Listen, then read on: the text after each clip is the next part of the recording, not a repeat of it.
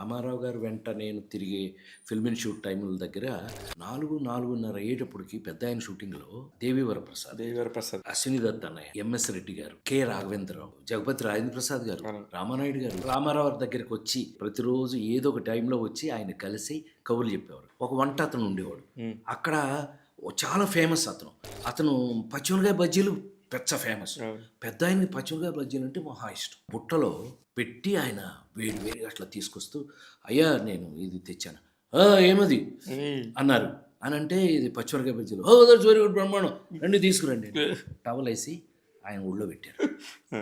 పెడితే ఆయన ఓపెన్ చేసి చక్కగా తినేవారు. వీళ్ళందరూ 10 మంది నుంచున్నారు. పక్కన కూర్చుంటే ఆయన చేతికి ఎన్ని వస్తే అన్ని నాకు ఇచ్చారు. ఇచ్చి ఆయన పాటికి ఒక్క బజ్జీ అనేవాడు. అవుట్. అప్పట్లో స్పెన్సర్స్ అని సోడా ఉండేదండి. ఆయన బజ్జీలు తిని అది కొరికితే నషాళం ఎక్కడికంటే తెలుసండి, మంట, ముక్కు మీద చెమట, నెత్తి మీద చెమట. ఆయన అసలు ఆయనకి ఏమీ కాదు. అది ఆయన మహానుభావుడు. ఆయన దైవాంశ సంభూతుడు. నేను ఎప్పుడు దైవాంశ సంభూతులు అని చెప్తుంటాను కదా. అట్లా ఎన్టీ రామారావు అంటే ఆయన దేవుడే నాకు తెలిసి. ఏమండి, ప్రతి మనిషి జీవితంలోనూ తల్లి, తండ్రి, గురువు, దైవం అని ఉంటారు మీ అందరికీ. కానీ నాకేంటి తెలుసండి, జీవితంలో నన్ను కన్న తల్లిదండ్రులను వదిలేస్తే గురువు, దైవం రెండూ పెద్ద ఆయనే.